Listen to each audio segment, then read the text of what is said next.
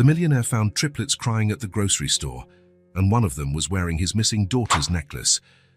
Rain fell mercilessly as Richard Parker pulled up in front of a small corner grocery store. It wasn't where he usually shopped, but the downpour had forced him to seek shelter in the first place he could find. The clock on the dashboard read 7:42 p. Far too late for someone who had only intended to buy bread and milk on his way home from work. Richard turned off the engine and watched the raindrops slide down the windshield. There was something hypnotic about their rhythm, something that allowed him, for a few brief moments, to forget that he would be returning to an empty house. Forget that the calendar in his kitchen marked exactly 1 year and 2 days since Alina disappeared. 1 year. 367 days without answers. With a sigh, he grabbed his umbrella and stepped out. The grocery store had that typical fluorescent lighting, slightly yellowed with age. A bell above the door announced his entrance, but the man behind the counter barely lifted his eyes from the newspaper. "Good evening," Richard greeted out of habit. The cashier responded with a distracted nod. It was the kind of place where people came and went without really being noticed, and that suited Richard perfectly. In recent months, he had developed a discomfort with lingering gazes and polite questions about how he was feeling. He walked down the narrow aisles, picking up only the essentials: bread, milk, some fruit, food for one person. It was when he reached the canned goods section that he heard it. A soft, muffled sob, as if whoever was crying was desperately trying not to be heard. Richard stopped, a can of beans suspended in mid-air. The sob came from the next aisle over, where the cleaning products were. For a moment, he considered ignoring it. He'd often seen children having tantrums in stores, but there was something about that sound. It wasn't the demanding cry of a child denied something. It was different. It sounded desperate. He placed the can in his basket and walked around to the adjacent aisle. There they were, 3 little girls, huddled between the cleaning supplies and the wall. At first glance, they looked almost identical. Same delicate features, same facial structure, definitely triplets. They wore worn-out clothes that were much too big. One of them, with longer hair, stood protectively in front of the others. The second hid her face against the first one's shoulder, her tiny shoulders shaking with silent sobs. And the third, apparently the most fragile, had huge eyes, red from crying so much. All 3 froze when they saw Richard. The one standing in front quickly wiped her tears away with the dirty sleeve of her blouse. "We're leaving soon," she said, her voice trembling. Richard stood paralyzed. These weren't just 3 kids crying in a grocery store. They were 3 children who were clearly alone, dirty, with that look he recognized from documentaries about war zones, the look of those who've learned far too early that the world is not safe. "Are you by yourselves?" he asked, kneeling so he was at their eye level, but keeping enough distance not to scare them. The girl in front hesitated, clearly torn between the truth and whatever she had been instructed to say. "Our mum's outside," she finally replied, but her eyes darted to the entrance of the store, where rain continued to pour with no sign of an adult waiting. "I see," Richard responded gently. "You look cold. And hungry." The second girl sniffled, looking at him with a mixture of fear and hope. "How many days has it been since you've had a proper meal?" Richard asked. Another silence. The girl who was speaking seemed to weigh the risks. "2, she finally said, "but we're okay. We're just waiting for the rain to stop." That was when the third girl, until then silent, looked at him with wide, sad eyes. And in that moment, Richard saw it. Hanging around the girl's thin neck, partially hidden by the torn collar of her blouse, was a necklace. A simple cord with a single charm, a silver star. The world seemed to stop. The distant beeping at the checkout, the sound of the rain outside, even his own breathing, all of it vanished as his gaze locked onto that small metal object. It couldn't be. It was impossible. The silver star, with that tiny notch on the top point, was identical to the one on the necklace he'd had specially made for Alina's 5th birthday. The necklace she was wearing the day she disappeared from the playground, while her babysitter had been distracted for just 2 minutes. "Nice necklace," he managed to say, his voice sounding strange to his own ears. The small girl instinctively brought her hand to the charm, as if to protect it. "It's Hazel's," the girl in front said quickly. She found it.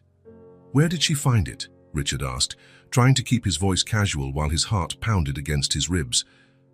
On the street, the girl replied, but there was hesitation in her voice. We didn't steal it. Of course not, Richard assured her. He looked again at the three of them, at their thin faces, at the clothes not suited for the cold, at the obvious fear in their posture. He made a decision. Would you like something to eat? I can buy some sandwiches. The change was immediate. All three pairs of eyes lit up, though they tried to hide their hope. We don't want to be a bother, said the one who spoke, but her eyes betrayed her words. It's no bother at all, Richard assured them. You can wait here while I pick out a few things. They nodded, still wary, but the prospect of food was too strong to refuse. Richard stepped away but kept them in sight as he grabbed pre-made sandwiches, juice boxes, cereal bars, and chocolate. The silver star necklace pulsed in his mind like a beacon. Coincidence? Maybe. There were thousands of star necklaces in the world. But that notch, that tiny detail. When he returned, they were still there, though they looked ready to run at the first sign of danger. He handed them the sandwiches, which they accepted with wide eyes. You can eat right here, he said, giving them space. I'll pay for my groceries and come back. At the checkout, while the cashier rang up his items with disinterest, Richard couldn't stop thinking. 1 year of searching, 1 year of investigations that led nowhere.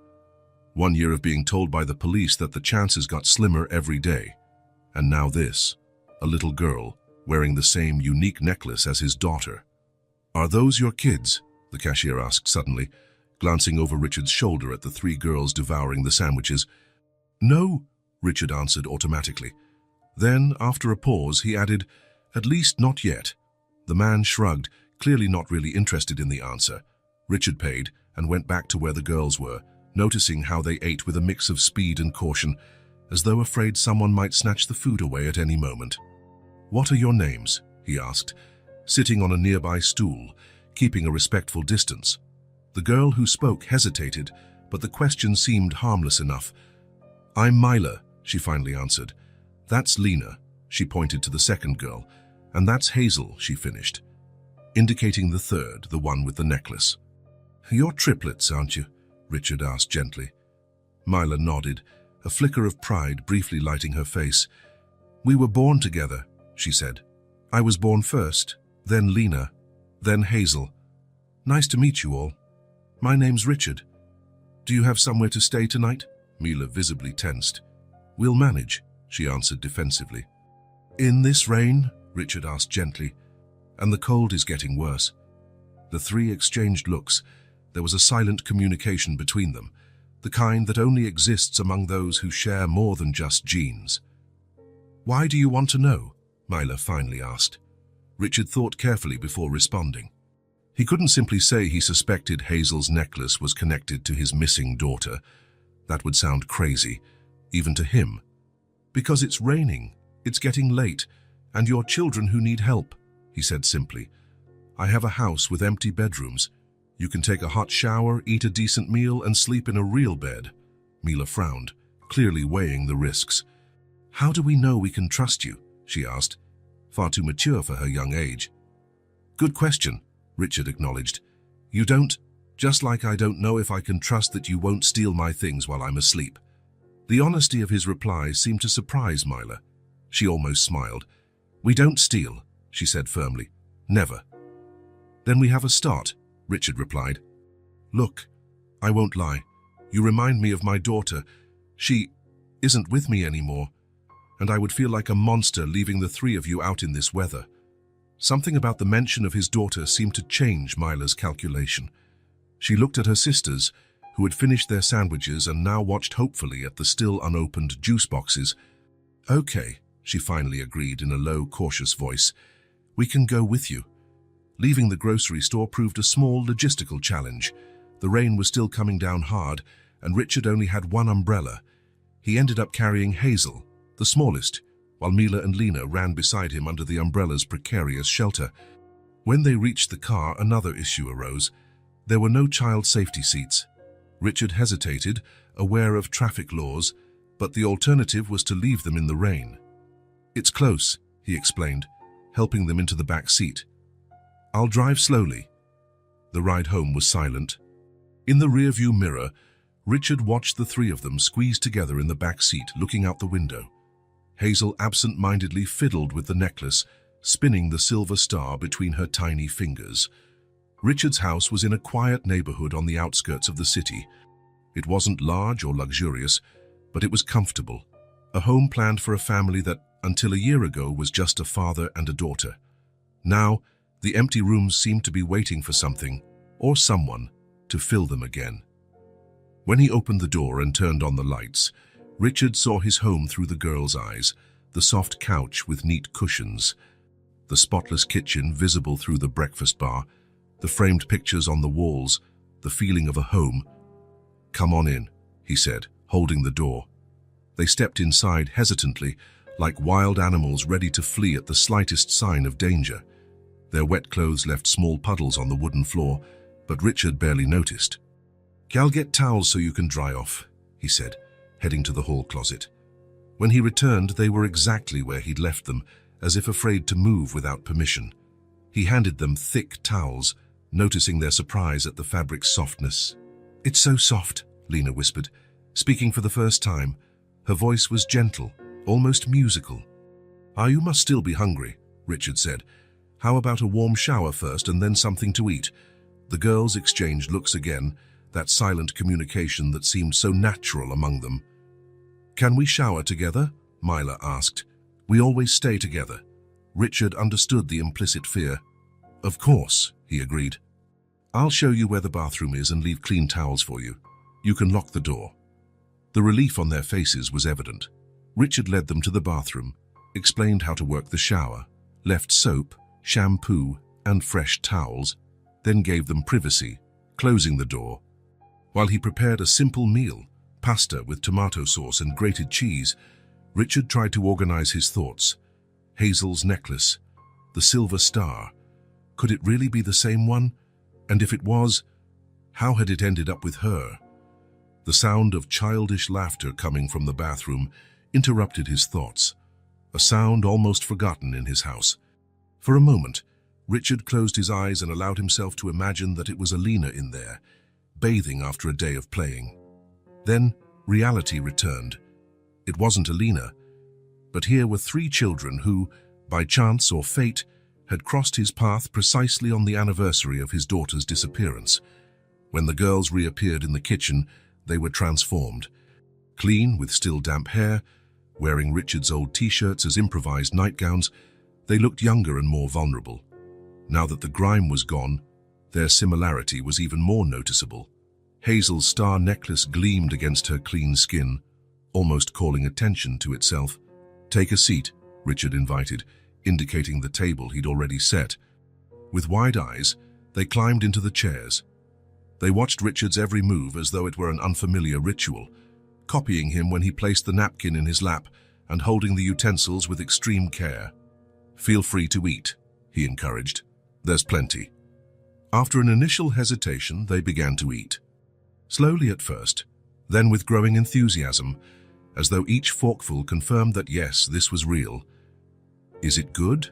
Richard asked, watching them. Three heads nodded in unison, cheeks full of food. After the meal, exhaustion was evident in their drooping eyes and stifled yawns.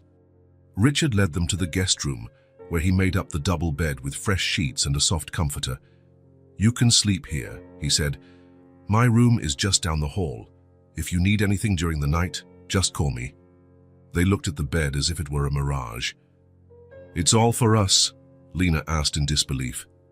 "All yours," Richard confirmed. "Good night." He left the door slightly ajar and the hallway light on, in case they woke up disoriented during the night. Before going to his own room, he stopped in the hallway and glanced back.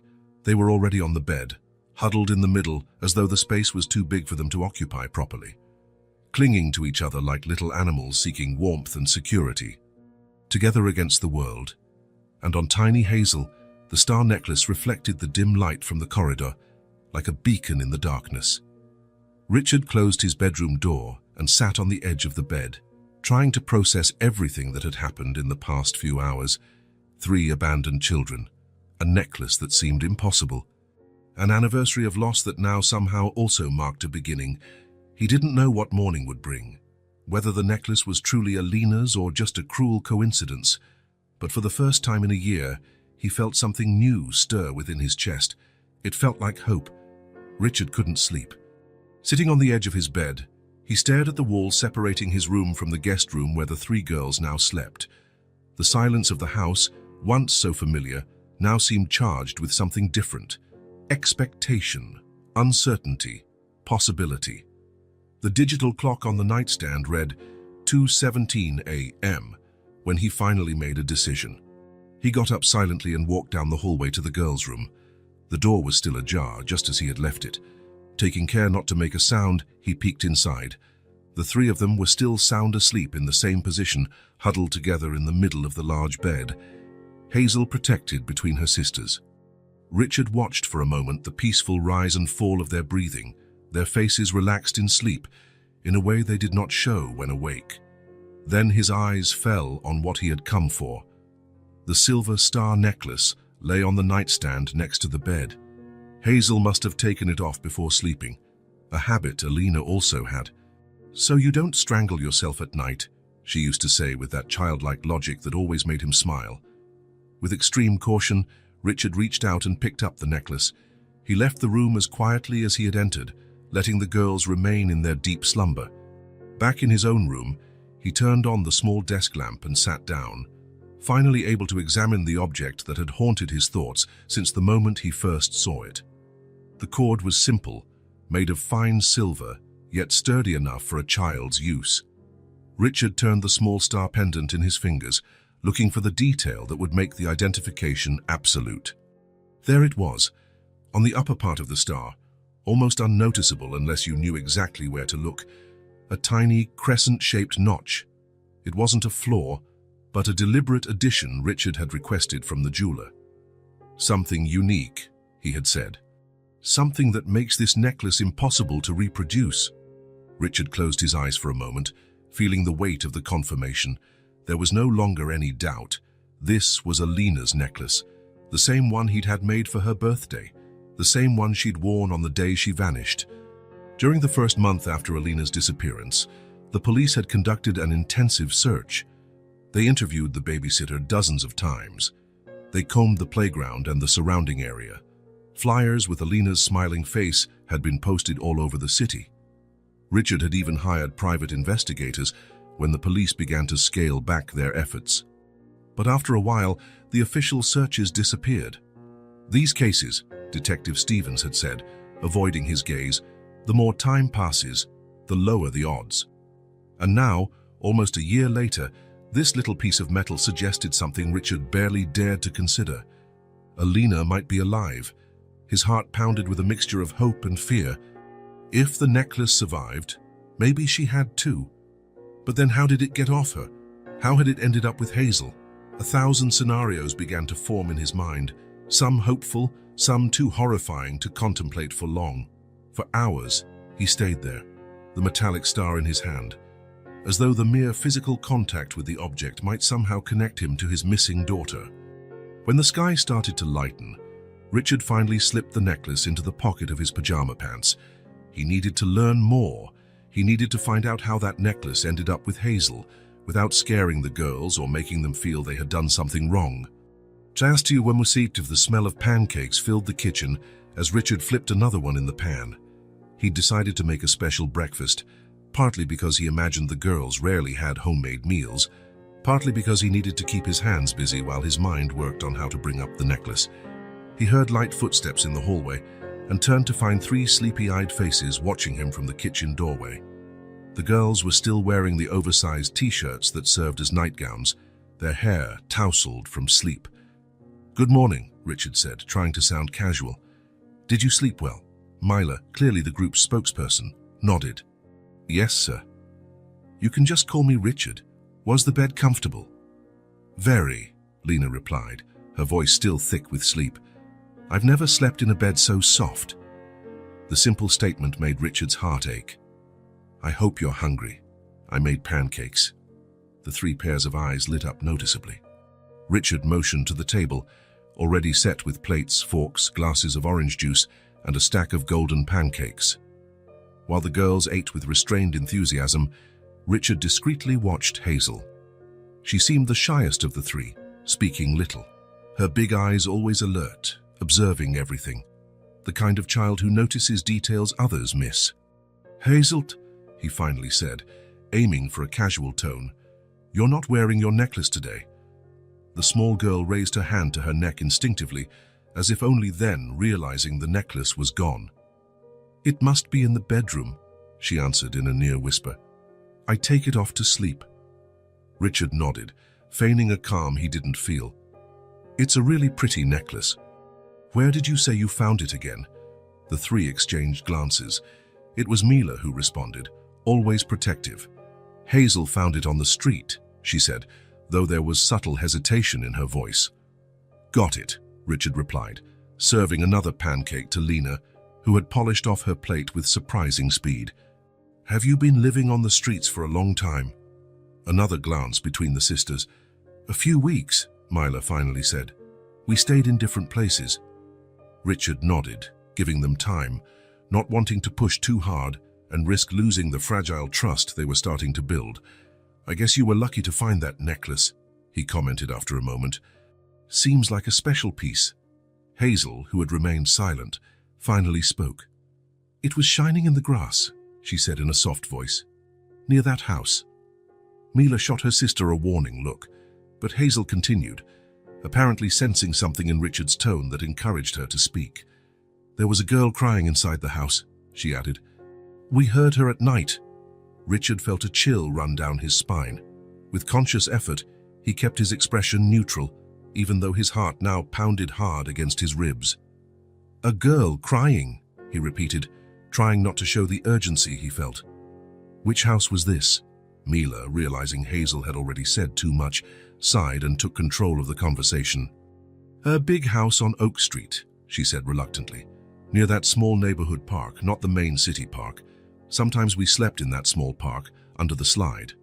Richard knew the place. A small neighborhood park, about 10 blocks away from the central playground where Alina had disappeared. "Did you see the girl who was crying?" he asked, still keeping his tone casual, though every fiber of his being screamed for more information. Mila shook her head. "No, we only heard her." "It was sad," Lena added, surprising Richard. The middle girl rarely spoke. She cried like desperate. Suddenly, the air felt too heavy for Richard to breathe. A lump formed in his throat. "There was a man and a woman who always went in and out of the house," Mila continued, now that the subject had been opened. "They looked scary." "Scary how?" Richard asked. Mila shrugged, clearly fighting to find the right words to describe her impression. "They never smiled," she finally said. "They were always looking around, like they were afraid someone would see them. The woman had bright red hair, like fire. The man was big, with a dark beard." "We never got close," Hazel added. "They seemed bad." "Do you know if they lived there?" Richard asked, mentally storing every detail. "I don't think so," Mila replied. "They came at different times. Sometimes early in the morning, sometimes at night. They never stayed long. It was 2 days after we last saw them that Hazel found the necklace," Lena said. "It was right by the fence of the house." Richard nodded, trying not to show the storm raging inside him. Everything the girls described could be a coincidence. Maybe the necklace had been stolen from Alina. Maybe the crying child was someone else entirely. But what if it wasn't? "Do you remember exactly where this house is?" he finally asked. Mila nodded. "It's a light blue house with a white gate. Number 47. The precision surprised Richard. Mila noticed and shrugged. "We always pay attention to places," she explained, "so we know where it's safe and where it isn't." "I understand," Richard said, struggling to keep his voice steady. "Thank you for telling me." "Are we in trouble?" Hazel suddenly asked, her eyes wide with worry. "Because of the necklace?" Richard shook his head immediately. "No, of course not. You didn't do anything wrong. Actually, I think you might have found something very important. The three looked at him curiously, but Richard wasn't ready to explain more. Not while his own mind was still trying to process the possibilities. What if we watch a movie after breakfast, he suggested, deliberately changing the subject. I have plenty of kids' movies that I kept. The idea of watching a movie seemed to fascinate the girls, particularly Lena, whose eyes lit up instantly. Richard allowed the conversation to shift to lighter topics, discussing which films they might enjoy, while his mind worked tirelessly. Oak Street, number 47. A man with a dark beard, a woman with red hair, a crying child, and Alina's necklace. He needed to check that house, but he couldn't just abandon the three girls. Not now. He also couldn't risk alerting whoever might be involved in Alina's disappearance if there really was a connection. He had to be careful, methodical. He needed help. As the girls finished breakfast, Richard discreetly touched the pocket where he had placed the necklace. That small metal object, that star with its special notch, now represented something powerful: hope. The days that followed brought a strange new normalcy to Richard's house. The three girls, who at first tiptoed around as though walking on eggshells, began slowly to relax. The changes came in small ways, the volume of their voices gradually rising, their steps growing less hesitant, their expressions less fearful. Richard watched this transformation with a mixture of fascination and sorrow. Fascination at the resilience of children, at how they adapted to new circumstances. Sorrow at what that adaptation implied, how accustomed they were to changing, surviving, accepting whatever life threw at them, good or bad. The first week was a period of adjustment for everyone. Richard, used to solitude and silence, now found himself attuned to every sound, every movement in the house. He quickly learned the girls' preferences, how Mila preferred toast with butter for breakfast, while Lena liked cereal, and Hazel barely ate until her sisters were finished, as if she wanted to make sure they were fed first. While discreetly investigating the house on Oak Street, Richard began establishing a routine with the girls. Breakfast together every morning, followed by some activity. A movie, a board game he unearthed from a box in the attic, a walk in the backyard when the weather allowed. In the afternoon, while the girls rested or watched TV, he made phone calls, researched online, and tried to find out more about the couple they had described. On the third day, Richard noticed something curious. The girls followed him around the house, not constantly or blatantly, but like little shadows that appeared in the corners of his vision. If he went to the kitchen to make lunch, soon a head would peek through the doorway. If he sat in the living room to read, it wouldn't be long before one of them appeared with some seemingly casual question. Even when he worked in his office, he heard light footsteps in the hallway, casually, passing by the half-open door. At first, he thought they were just curious or perhaps bored. But then he realized they were monitoring him. Like wild animals, never losing sight of the source of food and safety, always alert for any sign of danger or abandonment. It was Lena who first approached without any pretext. On the fourth night, while Richard was sitting on the sofa reading, she simply walked into the living room and sat on the other end, holding a picture book he had found in a box of Alina's belongings. She said nothing, asked for nothing. She just sat there, turning the pages slowly, occasionally glancing at Richard as if to confirm her presence was acceptable. The next morning, passing through the living room, Richard found Hazel sitting alone on the rug, drawing with the colored pencils he had bought the day before. The other two were in the backyard, watching a bird's nest they had discovered. Richard paused, silently observing the younger girl's intense concentration as she worked on her drawing. "What are you drawing?" he finally asked. Hazel looked up, not startled but cautious, as always. After a moment, she turned the paper so he could see it. It was a simple drawing, with that direct, honest quality only children can capture. 4 stick figures held hands in a circle, one large one with what looked like a scribbled beard, clearly Richard, and 3 smaller ones of slightly different sizes. In the center of the circle, a star shone, drawn with special care, its points well defined and colored a bright yellow. Richard felt his throat tighten. "That's really beautiful," he managed to say. "That's us," Hazel explained in her soft voice. You and me, Mila and Lena. And the star in the middle, Richard asked, trying to keep his voice steady. Hazel touched the drawing gently with the tip of her finger. It's for good luck, she said simply. Like my necklace. Richard nodded, not trusting his voice at that moment. Hazel studied him with her big, wise eyes, as though she understood exactly what he was feeling. Can I hang it up? He finally asked. A tiny smile lit Hazel's face, a rare, precious smile. Richard realized that of the three, Hazel smiled the least. She nodded and handed him the drawing carefully. Later that day, with the drawing taped to the refrigerator door, Richard watched the three girls in the kitchen as they all worked together making cookies. The activity had been Lena's idea. Surprisingly, "We've never baked cookies," she had said, with a shyness that quickly turned into excitement when Richard suggested they do it that afternoon. Mila, always practical, measured the ingredients with a seriousness that was almost scientific. Lena mixed the dough with enthusiasm, occasionally licking her fingers when she thought no one was looking. Hazel, meticulous, arranged the chocolate chips in perfect rows before adding them to the dough. It was when he saw Mila grab a spoon from the drawer without having to ask where it was, when he noticed how Lena automatically lowered her voice when he answered a phone call, when he watched Hazel humming softly as she worked. That was when Richard realized they weren't just passing through his house, they were starting to inhabit it. And something inside him, a void he'd carried for a year, began to fill with a sensation he had almost forgotten. Affection. Not just the urge to protect them until he found Alina, not just pity for their situation, but a genuine and growing affection for who they were. Three small, distinct people, each with her own personality, fears, and tiny triumphs. The following week, Richard took the girls shopping for clothes. He'd noticed that the few items they had in their small backpacks were worn beyond repair, and his t-shirts turned pajamas, though charmingly oversized, weren't a long-term solution. The mall was an adventure. The three were awed by the escalators, by the fountain in the center, by the simple abundance of everything.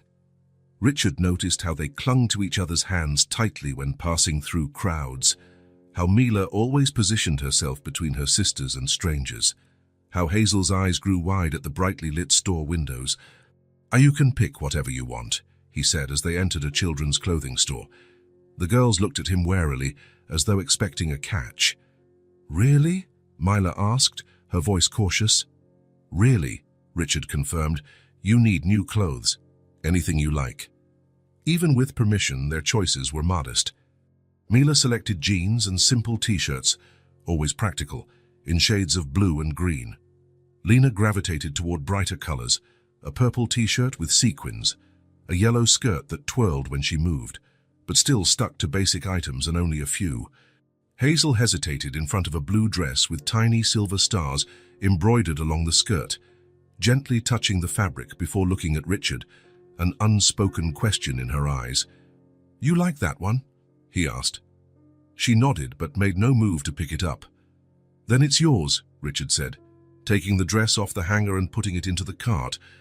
After a moment of hesitation, he grabbed two more of the same style in different sizes, and for your sisters too, if they want. The sales clerk, an older woman with a kind smile, watched the interaction. "Your daughters are lovely," she commented as she rang up the purchases, "and they look so different, despite being triplets." Richard hesitated only for a second. "Thank you," he simply replied, without correcting her assumption. As they left the store, he noticed the girls walking closer to him than before, almost as if they belonged together, and for the first time, he didn't mentally correct that thought. That night brought a thunderstorm. Thunder rattled the windows, and lightning lit up the bedroom every few minutes. Richard was reading in the living room when he heard light footsteps in the hallway.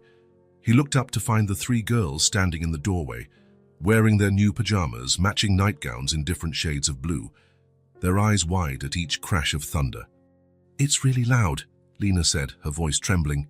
"Can we stay here?" Mila asked, trying to sound casual but clearly frightened. Richard set his book aside. "Of course. Come on, we can watch a movie until the storm passes." The three settled on the sofa beside him, initially leaving some space between them, but inching closer with each roar of thunder until they were all pressed against him. Hazel, in particular, shuddered at every crash, hiding her face against Richard's arm. He adjusted the blanket over them and turned up the TV volume to mask the storm's noise.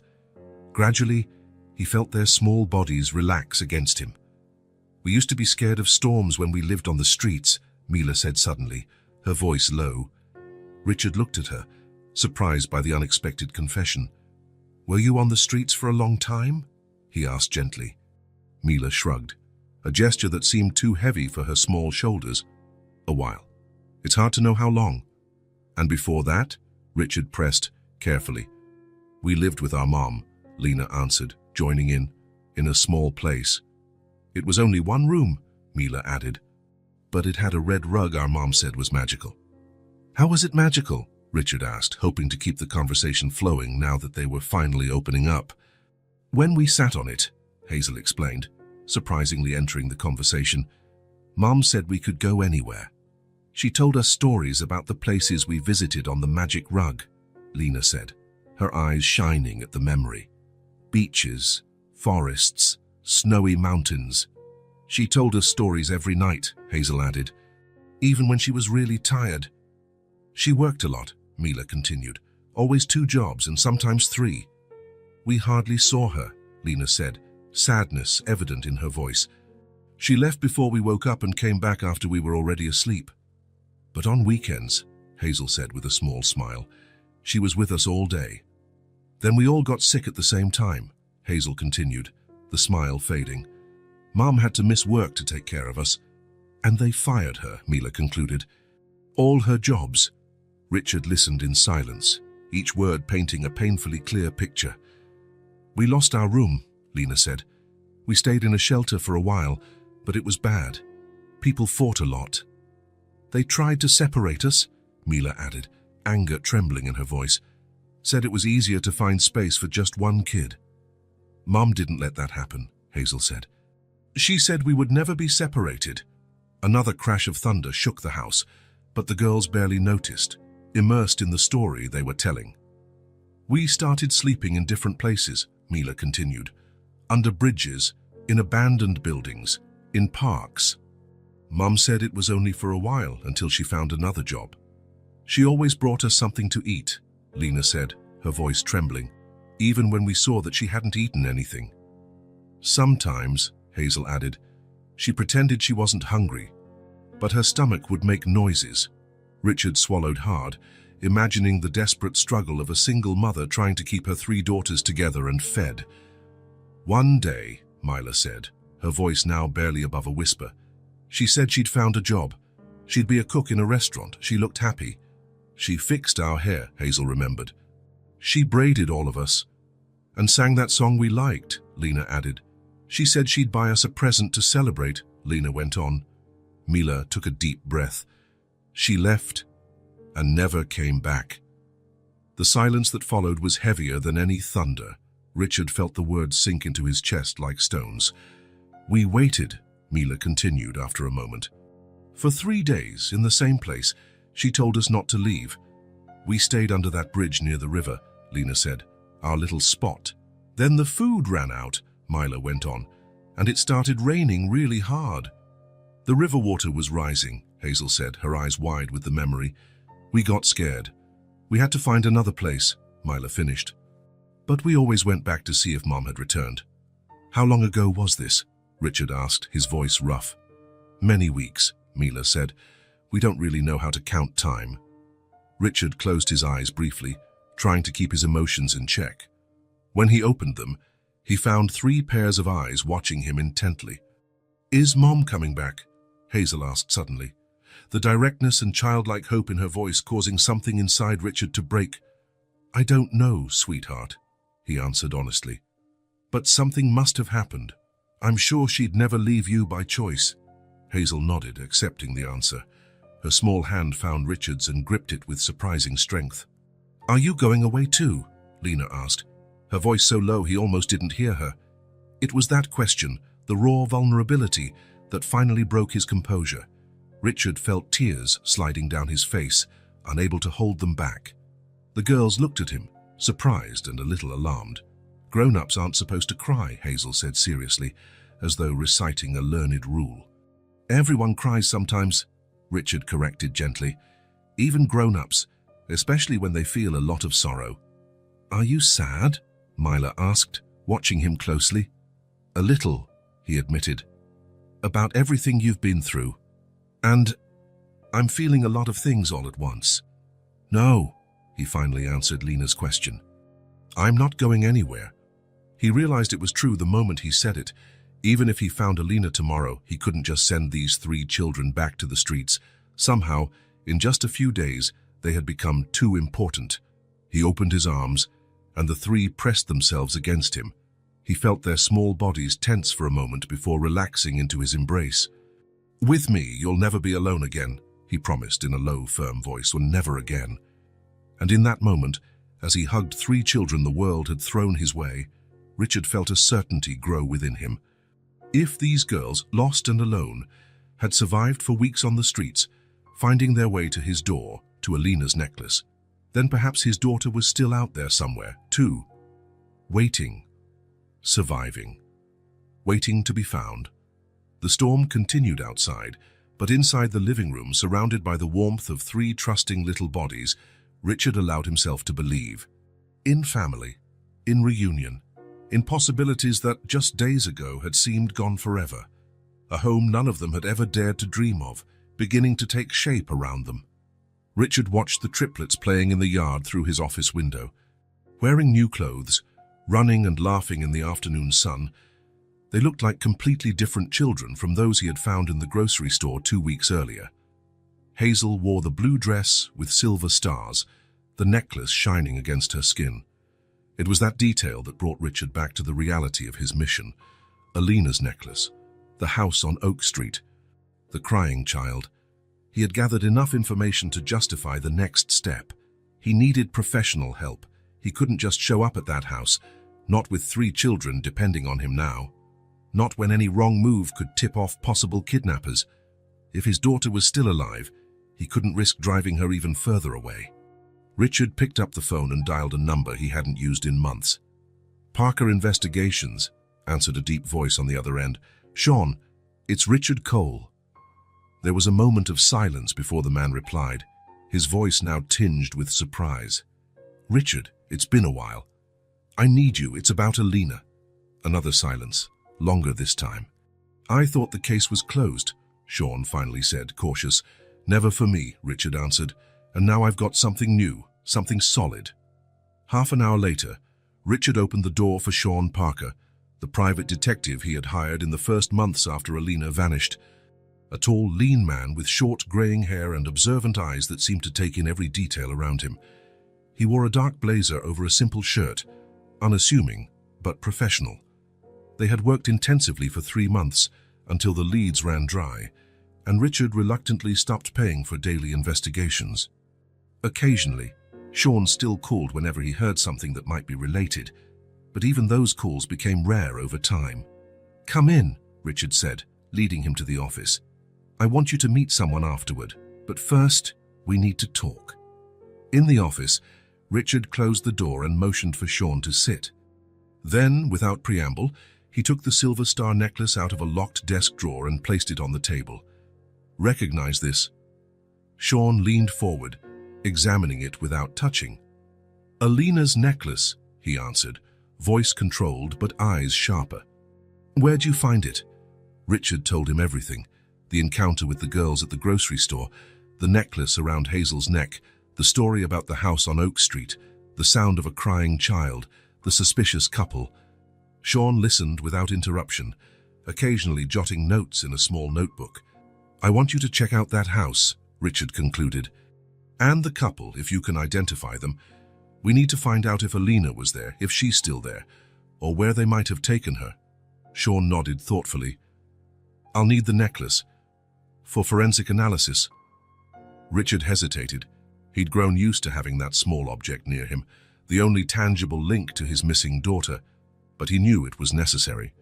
"All right," he finally agreed. "Do what you need to do." "And the girls who found the necklace," Sean continued. "I need to talk to them too." "They're here," Richard said. "They're living with me." Sean raised his eyebrows in surprise. "You adopted them?" "Not officially, not yet, but yes, I'm taking care of them." Sean nodded, making no further comment. "I'll start immediately," he said, placing the necklace in a special envelope. "First the house, then we'll look for info on the couple." 2 days later, Sean returned with his initial findings. Richard received him in the office again, anxious for any news. "The house is empty," Sean began without preamble, "but there are clear signs of recent occupation. I'd say it was abandoned no more than 2 weeks ago." "Right after the girls found the necklace," Richard observed. "Exactly. I found some interesting things." Sean opened a folder and spread some photos on the table. First, marks in the basement. Looks like there was furniture bolted to the floor, possibly a bed or crib. "And I found this." He placed a small transparent plastic bag on the table. Inside was a tiny pink hair tie with a plastic butterfly. "It could belong to any child," Richard said, trying to steady his voice. "Yes, but the description matches one of the hair ties Alina was wearing when she disappeared, according to the police report." Richard felt his heart race. "What else?" "Neighbors confirmed a couple showed up occasionally. They didn't live there full time. They'd appear for a few days, then vanish for weeks. No one knew their names. They kept to themselves, didn't socialize." "Do the descriptions match what the girls said? Red-haired woman, bearded man?" Sean nodded. "Yes. And I got something even more interesting." He placed another photo on the table, a grainy image from a security camera. "This is from a gas station 2 blocks from the house. Caught the couple filling up about a month ago." Richard studied the picture. The quality wasn't great, but he could make out a woman with bright red hair and a burly man with a dark beard, exactly as the girls had described. "Do you recognize either of them?" Sean asked. Richard looked closely, then shook his head. "No, I've never seen them before." "I didn't expect you to. I ran their faces through police databases. Got a partial match on the man." Sean placed another photo on the table, a mugshot of a similar man, though with different hair and facial hair. "Gregory Pearson, arrested for document fraud 8 years ago in another state. Served 18 months and disappeared after parole. So he has a record. Yes, but what really caught my attention were other complaints." Sean opened another file. "Over the past 5 years, at least 3 different towns have reported complaints against a couple with a similar description, always related to questionable adoptions." Richard felt a shiver run down his spine. "Adoptions?" "Illegal adoptions," Sean clarified. "They're not licensed agents or connected to any legitimate adoption agencies. The scheme seems to be, they identify vulnerable children, often in parks, schools, or simply on the street. In some cases, apparently, they even abduct kids directly." The word abduct made Richard's stomach turn.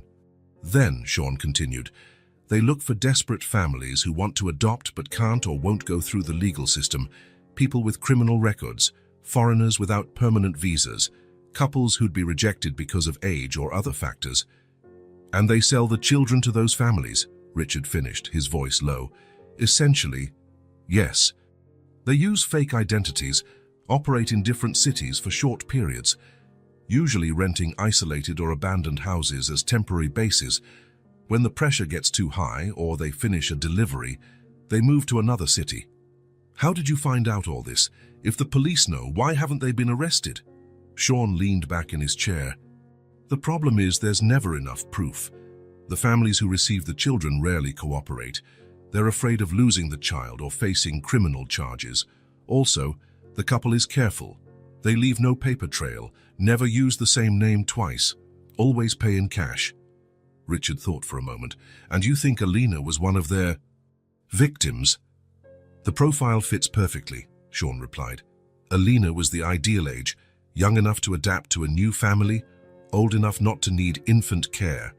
Healthy, pretty, well-behaved, and the way she disappeared, quickly, with no witnesses, in a public park, matches their method." Richard closed his eyes for a moment, trying to process everything. The idea that his daughter had been abducted to be sold to another family was almost unbearable. And yet, there was a spark of hope in the pain. If that was the case, Alina was likely still alive. "Did you find any leads on where they might have gone this time?" he asked at last. Sean nodded. "I managed to track the car in the security footage, a black sedan with a partially visible plate. It was spotted passing through a toll booth on the interstate highway going north 2 weeks ago. Here's the interesting part." He paused, placing another photo on the table. The toll system captured this. The image showed the same car, now with the plate clearly visible. In the back seat, partially obscured but recognizable, there was a child. "You can't see the face clearly," Sean cautioned as Richard leaned closer, heart pounding. "We can't confirm it's Alina, but it's a little girl, apparently the right age, with the right hair color." Richard studied the image intently, as though he could extract more details by sheer force of will. The child in the photo had light brown hair like Alina. Her face was angled downward, partially hidden, but something in the posture, in the tilt of her head. "Where does that highway lead?" he asked, trying to keep his voice steady. "Northbrook, a small town about 3 hours from here. I called a few contacts in the local police. No one's reported seeing the couple, but they're on alert. We need to go there." Sean made a gesture of caution. "I'm working on it, Richard. I've got an informant checking every hotel and rental property in the area, but we have to be careful. If they realize we're onto them, they might vanish with Alina again," Richard said, understanding the risk. "Exactly. Or worse, they might get rid of the problem." A heavy silence fell over the office. The implication was clear and too terrible to say out loud. "How long until we have enough information to act?" Richard finally asked. "Give me 2 more days," Sean replied. "I'm following promising leads on a secluded property near Northbrook that was rented recently, paid in cash by a couple matching the description. I need to confirm before we make a move." Richard nodded, fighting the urge to jump in his car that very moment and drive to Northbrook. 2 days, he agreed, not more. When Sean stood to leave, Richard walked him to the door. In the hallway, they heard laughter coming from the living room. The triplets were watching a cartoon, totally absorbed in the bright story on the screen. "Richard," Sean said, his voice quieter now, "I won't ask how you plan to explain these girls to the authorities, or what you'll do with them when we find Alina." Richard met the detective's gaze. "I'm going to take care of all of them." Whatever Sean saw in Richard's face seemed to satisfy him. He nodded once, firmly. 2 days, he repeated. "Be ready." When the door closed behind Sean, Richard stood there for a moment, absorbing everything he had discovered. A couple involved in illegal adoptions, children kidnapped and sold, Alina possibly alive, possibly scared, possibly believing he had abandoned her, and now, finally, a solid lead, a trail to follow. Richard took a deep breath and returned to the living room, where 3 pairs of eyes briefly turned to him before going back to the cartoon.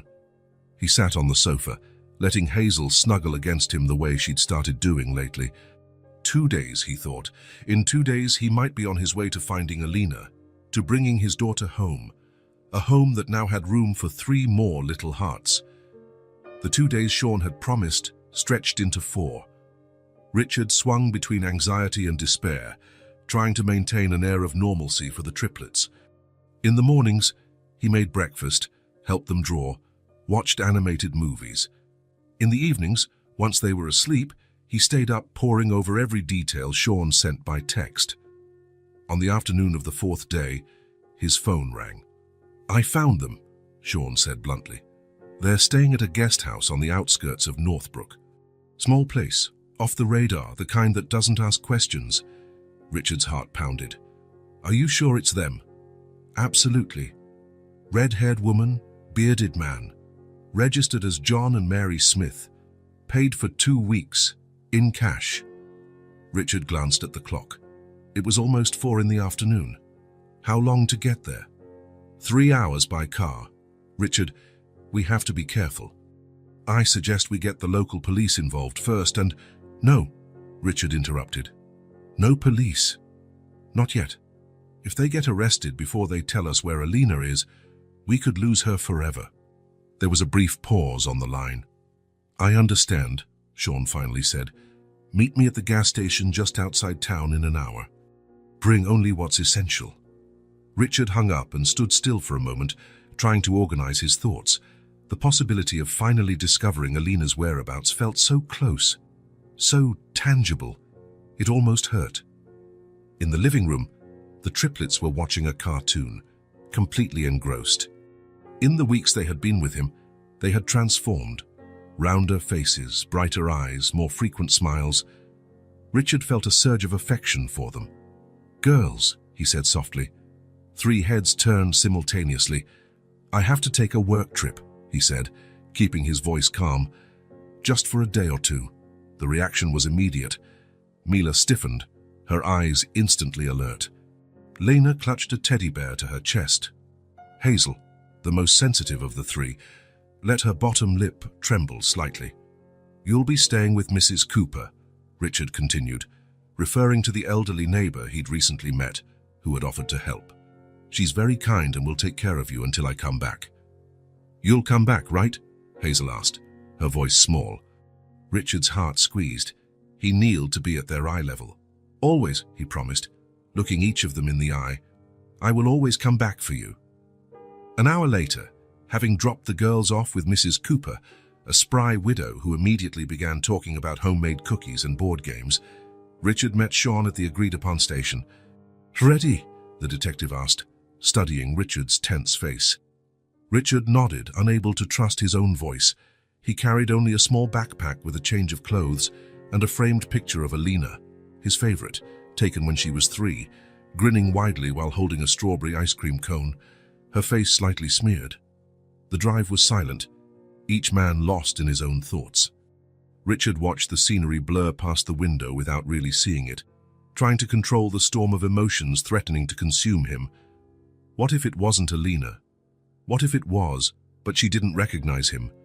What if the couple denied everything? "What's the plan?" he finally asked when they saw the first signs for Northbrook. "Direct approach," Sean replied. "We'll introduce ourselves as private investigators looking for a missing child. We won't mention kidnapping or the police. The idea is to make them think we only want information, not to get them arrested." "What if they refuse to talk?" Sean cast a sideways glance at Richard. "I have ways of being persuasive, but let's hope we won't need them."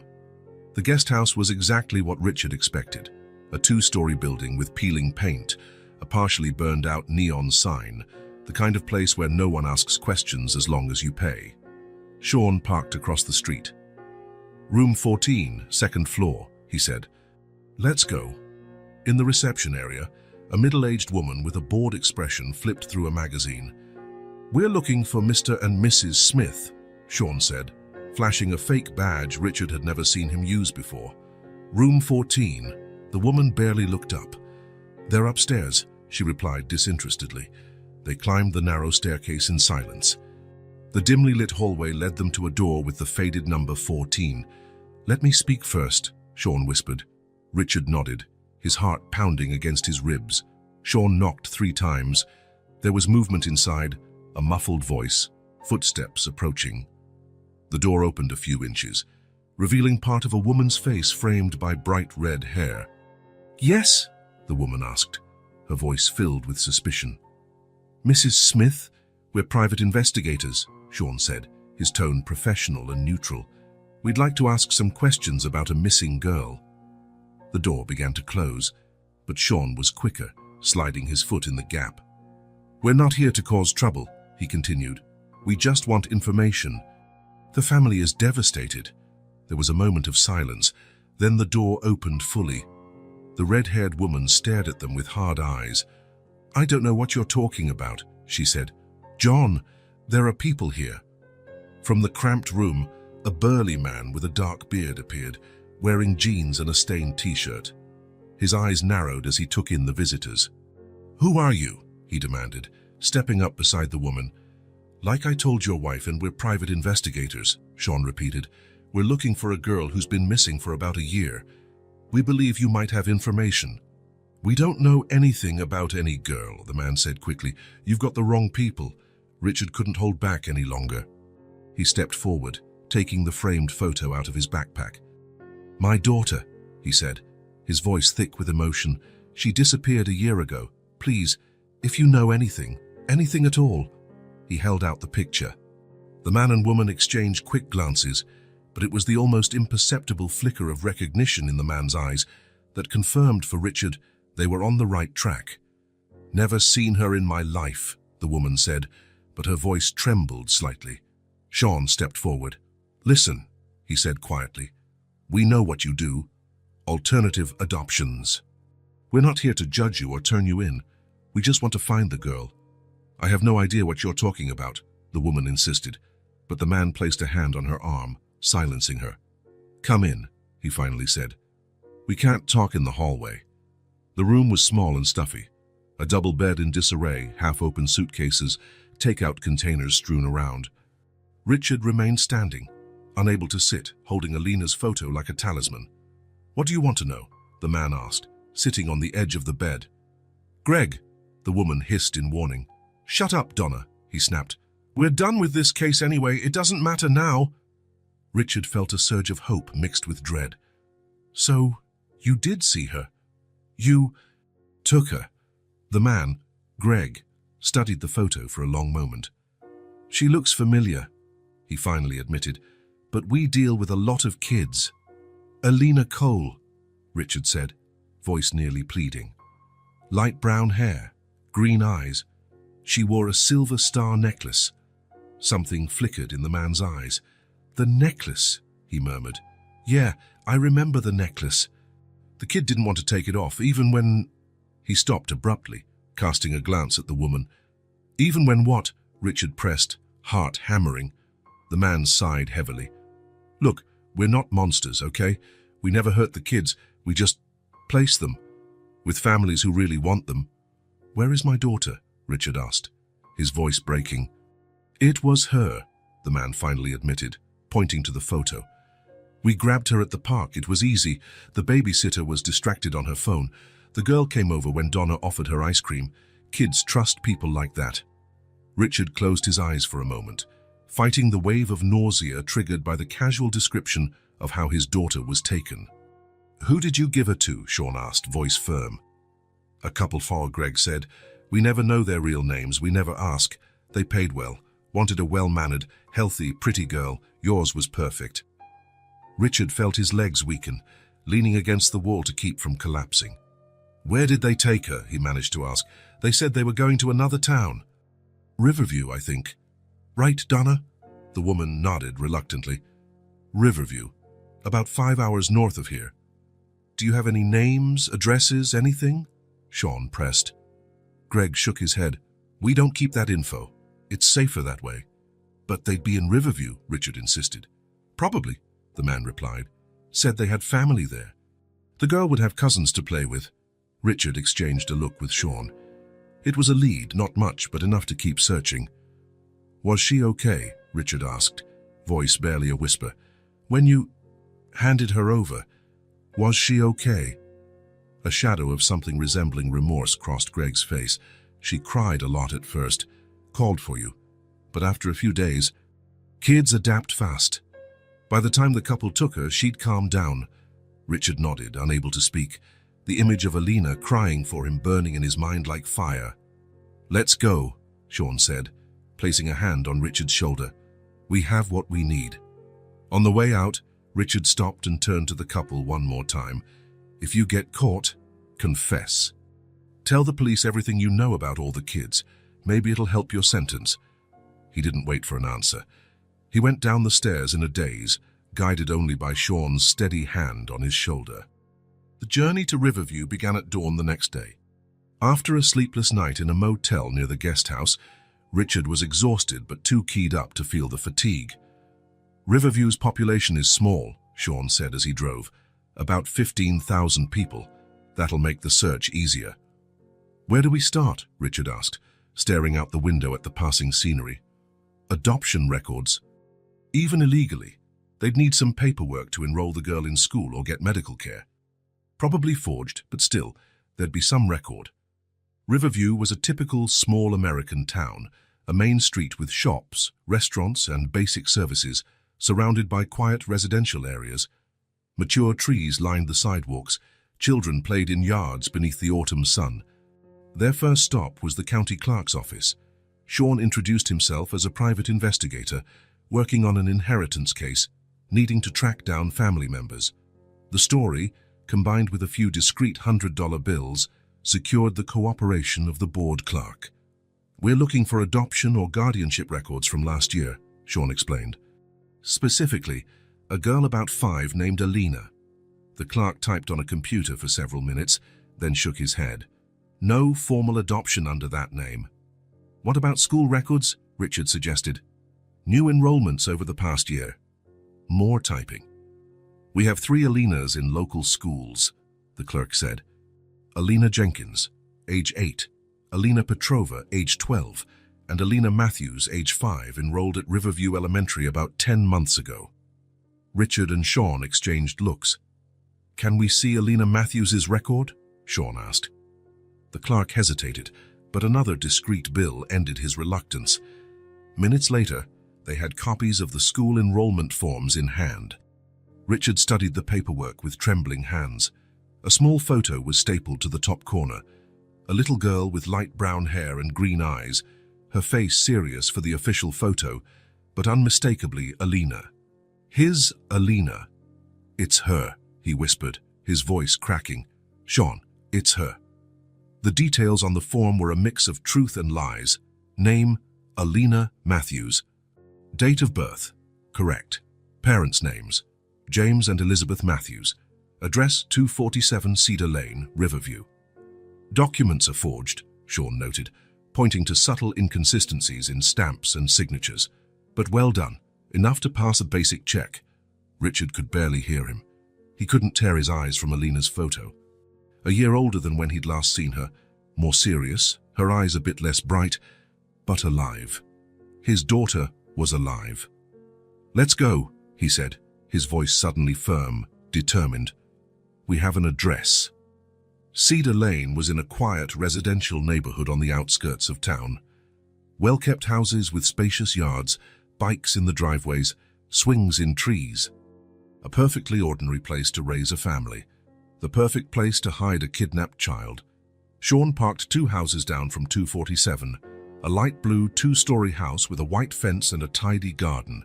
Utterly normal, utterly unsuspecting. "What do we do now?" Richard asked, eyes fixed on the house where his daughter might be. "We watch first," Sean replied. "Confirm she's there. Then we plan." Richard nodded, although every part of him screamed to run to that door and demand his daughter back. But he knew Sean was right. They had to be cautious, for Alina's safety. "She's there," he said, more to himself than to Sean. "I can feel it." So close. After a year of nightmares and despair, after almost losing hope, he was just a few yards away from his daughter. "I'll bring you home, Alina," he promised in silence. "I'm here now." Richard slept barely a wink that night. He and Sean stayed at a small hotel downtown, only minutes from Cedar Lane. After hours of surveillance, they had seen a man and a woman, probably in their 40s, come and go, but no sign of Alina. Which wasn't surprising. It was late, likely past bedtime for a 6-year-old. The early morning hours crawled by as Richard lay staring at the motel ceiling, his heart beating an uneven rhythm. More than once, he picked up his phone to call Mrs. Cooper to check on the triplets, but each time he saw the time and put it down again. Finally, as the first rays of daylight crept through the thin curtains, he got up to face the day that could change his life forever. "Let's go over the plan again," Sean said over breakfast at a nearby diner. "We watch the house in the morning. If we confirm Alina's there, we contact the local police." Richard shook his head, stirring his untouched coffee. "We've discussed this. If the police get involved, it becomes complicated. Investigations, child protective services, court hearings that could drag on for months." "That's the proper procedure, Richard," Sean insisted. "Legally." "Legally, I'm her father," Richard interjected. "I have her original birth certificate, photos, medical records. They have forged paperwork. I'm not here to regain custody. Sean, I'm here to take my daughter home." Sean studied his friend's tense face for a long moment. What if they resist? Then we call the police, Richard conceded. But first, I want to talk to them, person to person, father to father. The detective still looked unconvinced but nodded. All right, let's do it. And they arrived at Cedar Lane shortly after 8 in the morning. The neighborhood was waking up. A man fetched the newspaper from his driveway. A woman walked a golden retriever. Children waited for a school bus on the corner with brightly colored backpacks slung over their shoulders. Richard felt a lump in his chest at the thought of Alina living this normal routine, going to school each morning, coming home each afternoon, while he spent his days plagued by uncertainty.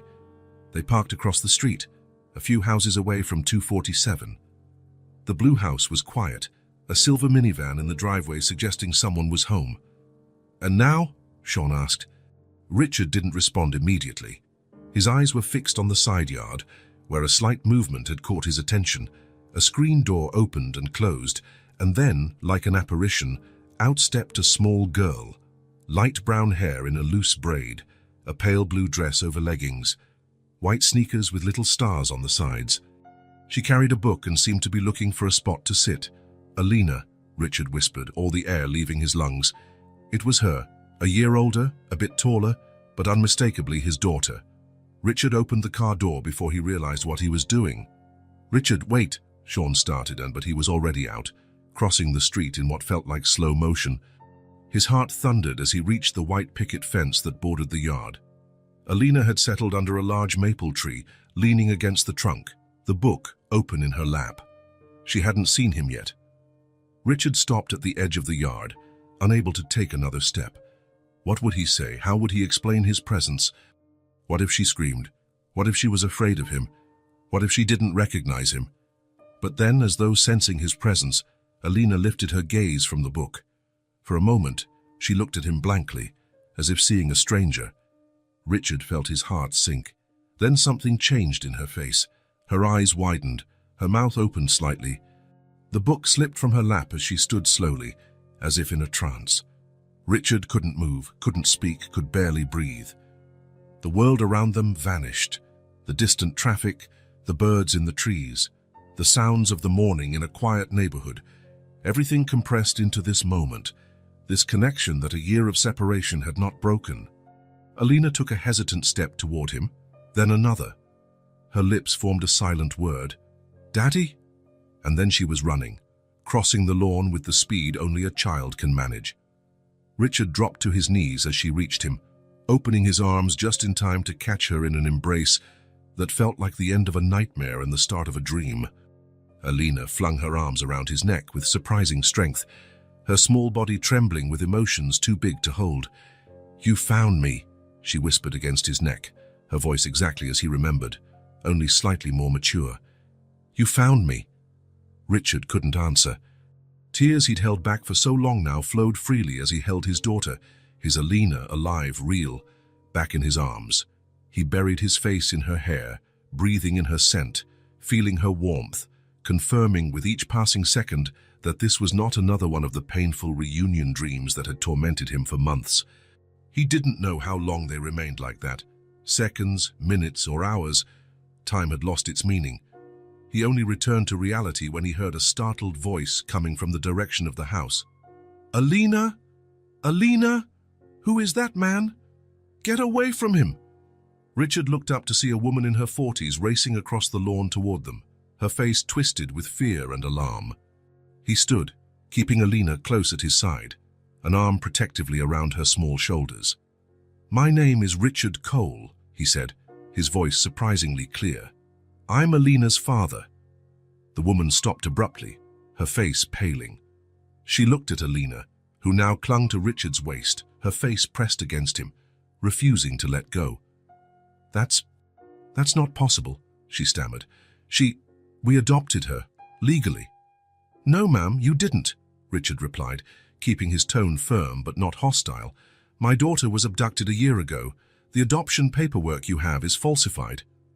The woman staggered slightly, one hand flying to her mouth. At that moment, Sean approached, standing beside Richard. "I suggest we continue this conversation inside," he said in a professional tone. unless you'd prefer to discuss it out here in front of the neighbors." The woman, Elizabeth Matthews, presumably, looked around, spotting a neighbor watering plants and watching curiously. She gave a stiff nod and headed back toward the house. "James," she called as soon as they entered. "James!" A man quickly appeared in the living room, still in a bathrobe, hair damp from a recent shower. His confused gaze moved from his wife to the strangers, then to Alina, who was still clinging to Richard as though he might vanish if she let go. "What's happening?" he asked, voice tense. "He says he's Alina's father," Elizabeth replied, her words trembling. "He says she was abducted." The man's face went white. "It's true," Richard said, pulling out his wallet with one hand while keeping the other on Alina's shoulder.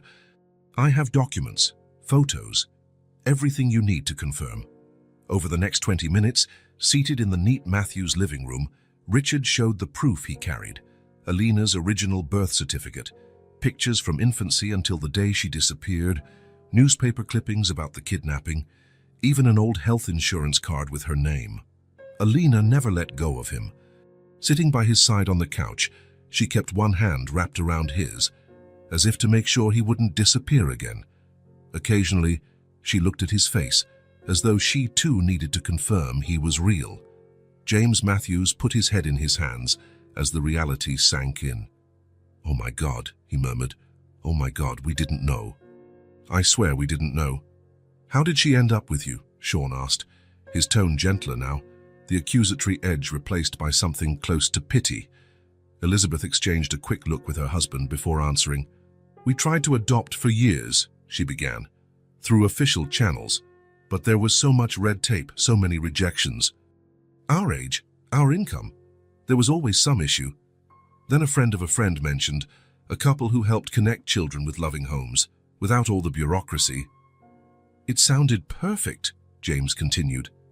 "They showed us photos of several kids, said these were special cases, orphans, children abandoned, complicated situations where the birth parents had relinquished rights, but the system hadn't processed it yet."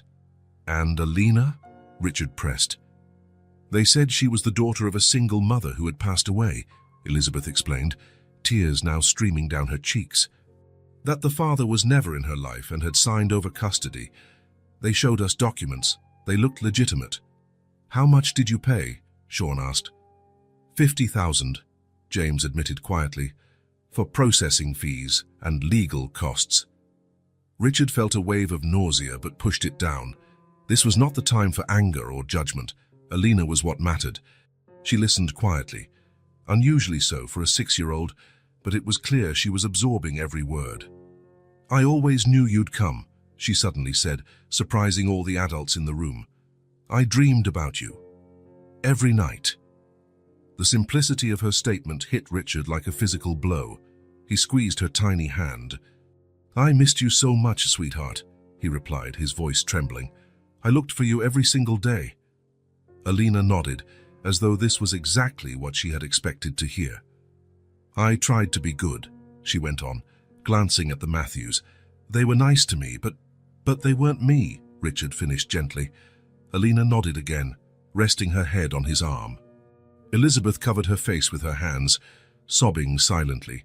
James looked stunned, defeated. "What happens now?" he finally asked. "Do we go to jail?" Sean stepped in.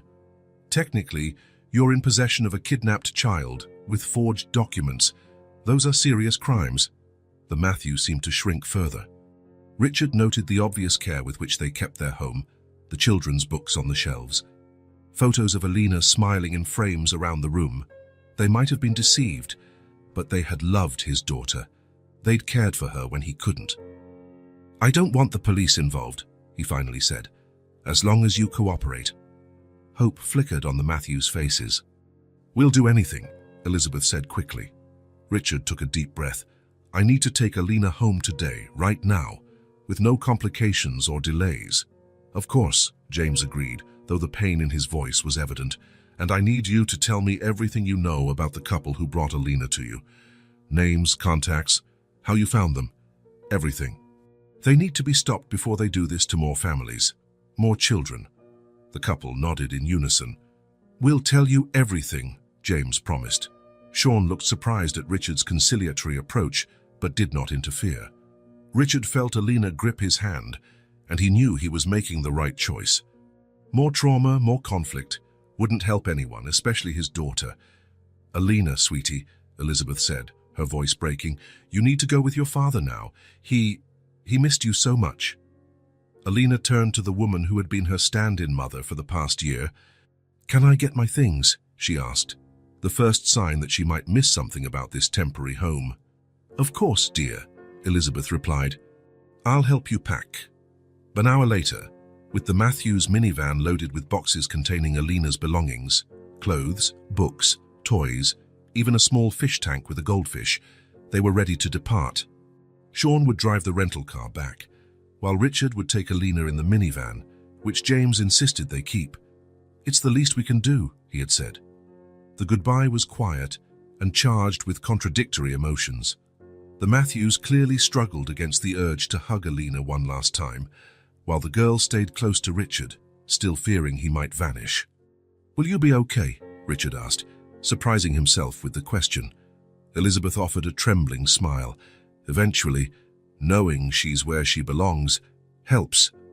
Phone numbers were exchanged for any further information on the kidnappers and, perhaps one day, to let the Matthews know how Alina was doing, though no formal promises were made. As Richard helped Alina settle in the front passenger seat, adjusting her seatbelt, a sudden thought struck him. "Do you still have the necklace?" he asked. "The star necklace." Alina shook her head. "They took it off me. They said it could identify me." Richard nodded, mentally noting to tell her about Hazel and the necklace later. There was so much to explain, so many small miracles to share. The drive home felt surreal. Richard alternated between watching the road and glancing at the passenger seat, still unable to fully believe his daughter was actually there. Alina fell asleep after the first hour, exhaustion from the emotional turmoil finally catching up with her. He used that time to call Mrs. Cooper, letting her know he'd be home that evening with a special surprise for the girls. Then, with Alina still peacefully sleeping, he allowed himself to finally absorb the magnitude of what had happened. His daughter was coming home. The nightmare was over. It was nearly dusk when they arrived. The house was lit, and Richard could see movement through the windows, likely the triplets helping Mrs. Cooper with dinner. He parked the minivan in the driveway and turned off the engine. "We're here, sweetheart," he said softly, touching Alina's shoulder. She stirred, blinking at the familiar sight of the house. "Our house," she murmured, her voice thick with emotion. "Yes," Richard agreed. "But I have a surprise for you." Alina looked at him, curious. "Remember how I told you about the 3 girls who helped me find you? One of them found your star necklace." She nodded, her tiredness fading in the excitement of something new.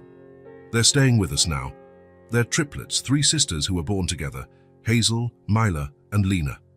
They had no one to take care of them, so you're going to be their dad too?" Alina asked, surprising him with her insight. "I think so," he answered honestly, "if that's okay with you." Alina considered it for a moment, then smiled. A full, genuine smile that Richard hadn't seen since finding her. "I always wanted sisters," she said simply. The front door opened, and Mrs. Cooper appeared, probably alerted by the sound of the car. Richard motioned for her to wait and turned to Alina. "Ready to meet them?" Alina nodded, unbuckling her seatbelt with determination. In the living room, the triplets stood in a row like little soldiers, clearly instructed by Mrs. Cooper to be on their best behavior. Their eyes widened at the sight of Richard walking in hand with an unfamiliar girl. Richard knelt, so he was at the height of the 4 children who now meant the world to him. "Hazel, Mila, Lena," he said gently. "This is Alina, my daughter. We found her." The triplets looked at Alina with a mix of curiosity and awe. Hazel, especially, seemed fascinated. "Alina," Richard continued, "these are the girls who helped me find you, especially Hazel, who found your star necklace." Alina stepped forward, suddenly shy but determined. "Hi," she said, offering a small smile. "Do you want to play with me?" Mila surprised him by responding first, stepping forward and extending her hand with an almost adult-like gesture. "We have a new board game," she said. "Mrs. Cooper gave it to us. It's for 4 players." Alina took her offered hand, and then, as if an invisible barrier broke, Lena and Hazel also moved closer. In seconds, all 4 girls were on the floor. Alina opening the box while the triplets crowded around, everyone talking at once. Richard watched them, a sense of completeness spreading through his chest that he never thought he'd feel again. Mrs. Cooper sniffled discreetly by his side. "It's her, isn't it? The little one who was missing," she whispered. Richard nodded, unable to take his eyes off the 4 children, now laughing as they set colorful pieces on the board. "A miracle, Mrs. Cooper murmured. "A true miracle." 4 miracles, Richard corrected softly, observing how Alina, with the ease of childhood, already assumed the role of big sister, showing Hazel where to place her piece, helping Lena understand the rules. The house, silent for so long after Alina's disappearance, now overflowed with life, childish voices, and possibilities. There was still much to sort out: legal processes to formalize custody of the triplets, therapy for Alina to process the trauma of her abduction, and the ongoing investigation into the couple who had taken her. But that was for tomorrow. Tonight, for this moment, there was only this: 4 girls playing in a brightly lit living room, safe, together. And Richard watching them, finally at peace. The puzzle of his family, once incomplete and painful, was now complete in a way he could never have imagined. Different from the original plan, certainly. More complicated, fuller, infinitely richer, perfect in its imperfection. The months following Alina's return were filled with adjustment and healing. At night, Richard often woke to the sound of crying. Sometimes Alina, haunted by nightmares. Sometimes the triplets, still unsure that this new life wouldn't vanish by morning. Each time, he rose without hesitation, offering comfort with a naturalness that had become part of him. The girls quickly developed a bond that even surprised Richard. Alina, despite being only slightly older, took on the role of big sister with impressive grace. She taught the triplets new games, shared her favorite books, and included all 3 in every activity. The triplets, in turn, adored their new sister and quickly found their individual places within the family. Mila remained the protector, always watchful. Lena revealed a talent for music and a contagious laugh that lit up the house. Hazel Cassie, the quietest, amazed everyone with her prodigious memory and eye for tiny details, traits that made Richard smile, recalling how she had noticed and kept the necklace that would change all their destinies. The house was rearranged for the expanded family. The old guest room officially became the triplets' bedroom, with 3 beds positioned so they could talk before sleep. Alina's room was also redone, with colors and accents she picked herself, a reclamation of the space that had been empty for so long. Behind the scenes, Richard worked with Sean and the authorities to ensure that the couple responsible for Alina's kidnapping faced justice. The investigation exposed a complex network of illegal adoptions, and multiple families were affected. Richard felt bittersweet satisfaction, knowing more children might be found because of what they had uncovered. At the same time, the formal adoption process for the triplets moved forward. Social workers visited regularly, assessing the household and observing the family's interactions. Their reports were always positive. The girls were thriving, the home was safe and welcoming, and Richard demonstrated all the qualities of a devoted father. And then, at last, the day of the adoption hearing arrived. The courthouse was nearly empty that Thursday morning. Only a few staff members, the assigned social worker, and Sean, now a close friend of the family, occupied the polished benches. Richard straightened his tie anxiously, more nervous than he'd ever been in any business meeting. Next to him, the 4 girls sat in a row, each wearing a dress in a different shade of blue, a choice they had insisted on for the special occasion. "It's okay, Daddy," Alina whispered, squeezing his hand. "It'll all be fine." The word Daddy still sent a wave of emotion through Richard. It was a title he had almost lost forever with Alina, and which would soon officially be extended to 3 more small hearts. "Adoption case number 47329, announced the clerk. "Cole and dependents." Judge Robinson, a middle-aged woman with keen eyes behind thin-framed glasses, offered a brief smile to the girls before assuming a more formal expression. "Mr. Cole, you're here today to finalize the adoption of Hazel, Mila, and Lena Martinez, correct?" "Yes, Your Honor," Richard replied. The judge looked over the documents in front of her. "The social worker's reports are extremely positive. The home is suitable. The children are well-adjusted and attending school regularly." She looked at the triplets. "Girls, are you happy living with Mr. Cole and Alina?" All three nodded vigorously, but it was Mila who spoke up. "Very happy, Your Honor. And do you understand what adoption means? That Mr. Cole will legally become your father." "It means we'll always stay together," Mila answered. "All four of us. And that he'll really be our dad, not just for now," Lena added. Hazel only nodded, her eyes shining with a quiet certainty. "Mr. Cole," the judge continued, "would you like to say anything before I render my decision?" Richard hadn't prepared a formal speech. He thought of the practiced words he could say about responsibility, commitment, about the future he planned for the girls.